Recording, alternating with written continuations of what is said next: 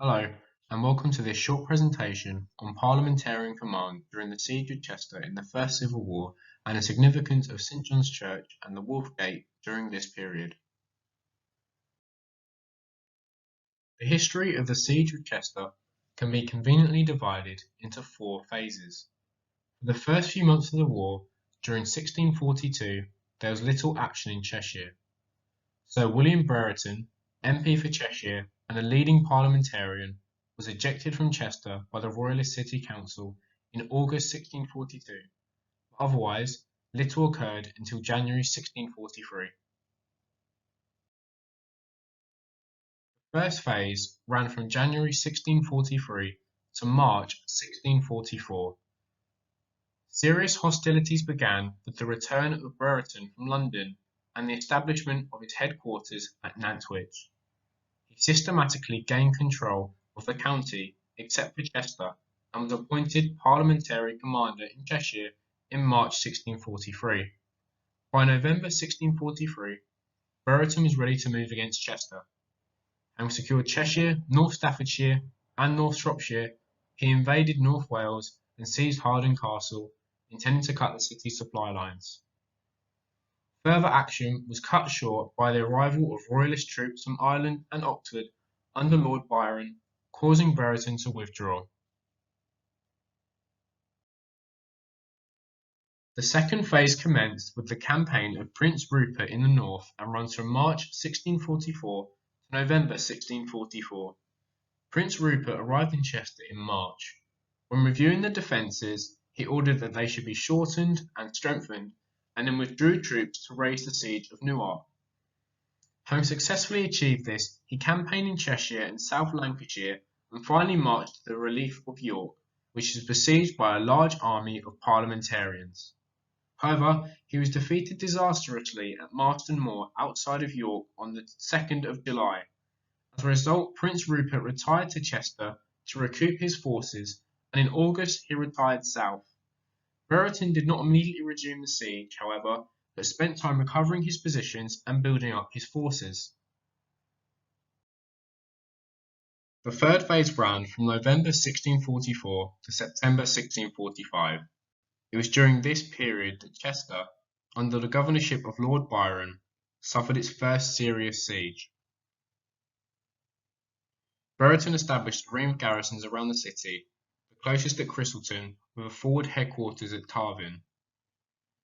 A sally against the force at Christleton on the 18th of January 1645 was badly beaten, and the situation was considered serious enough for a relief force under Prince Maurice to be sent.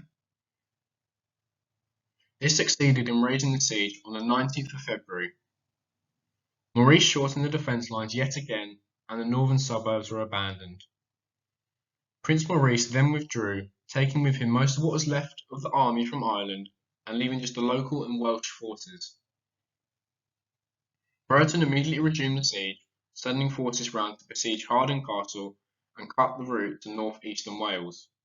However, uncertainty about the movements of the king and Prince Rupert through the Midlands led Brereton to withdraw his forces from the Welsh side.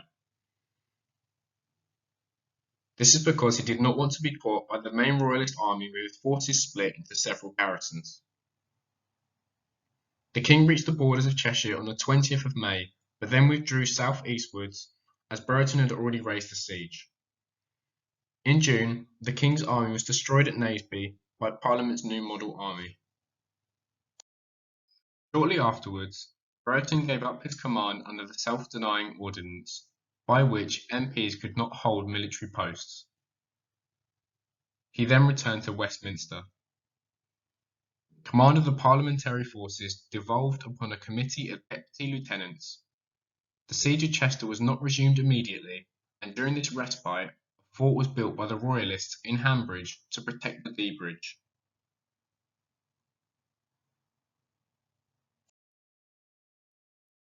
The parliamentary forces resumed operations against Chester in September 1645, and this final period lasted until February 1646. On the 20th of September, they surprised the guard on the outworks and captured the eastern suburbs, but the defenders resisted attempts to storm the city walls. The Parliamentarians, reinforced by Colonel General Point and his northern cavalry, again attempted to storm the city on the 9th of October, but fell back after heavy fighting. At the end of October, Sir William Brereton returned to command. He followed a policy of close blockade, dispersing attempts to gather relieving forces, and mortar bombardment. In this final phase, the defenders held only the city walls and the fort in Hanbridge. Lord Byron and the citizens of Chester held out for 20 weeks until the threat of starvation and a collapse of the king's cause throughout the country led them to surrender on the 3rd of February 1646.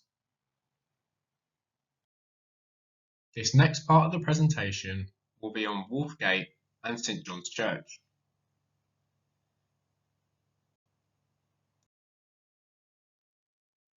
The only gate of this period to survive is the Wolfgate, and it lies adjacent to the modern Newgate. It is possibly called this after the Wolf's Head, which was a part of the coat of arms belonging to Hugh Lupus, who is the second Earl of Chester. This may be because this coat of arms was carved just above the gate. The medieval Wolfgate was deliberately narrow, allowing it to be easily defended against enemies, possibly suggesting why it is the only gate to survive this era. By the 1930s, traffic congestion in this area had become particularly bad and a wider gateway was needed. This led to the modern Newgate to be built. From on top of the Newgate, you can see the Roman amphitheatre, the Roman gardens, and St John's Church.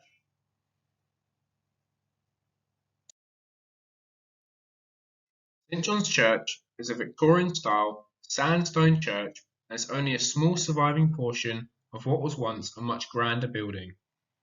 It served for a time as Chester's first cathedral at a period when the present cathedral was still a Benedictine abbey. In common with so many places in Chester, it is reputed to be haunted, in this case by a silent monk, which it is said emerges from a lost underground passage by the Dee, passes through the ruins of the church, and finishes his walk in the ruined West Tower. According to those who have heard him, he speaks in a foreign tongue. The church played an important part in the siege of Chester. One of the most significant parts was the northwest tower. In 1645, St John's was captured by Parliamentarian forces. The church served as an excellent observation post, and it appears that it was turned into something of a stronghold. A platform for a cannon was built inside the northwest tower, and the city was badly damaged by bombardment from the church. On the 24th of September 1645, King Charles I narrowly escaped being hit by a musket ball from St John's as he stood on the cathedral tower to watch the defeat of his army at the Battle of Roton Moor. During excavations at the Roman amphitheatre, musket balls dated from this period were found in front of the church. Finally, in this last period of the siege, the walls received the attack from the Parliamentarian battery built in the churchyard of St John's Church. On the 22nd of September 1645, it battered a breach wide enough for 10 men to enter at a point just south of the Newgate. If you walk through the Roman gardens, repairs to the damage can still be seen in the wall. Thank you for listening.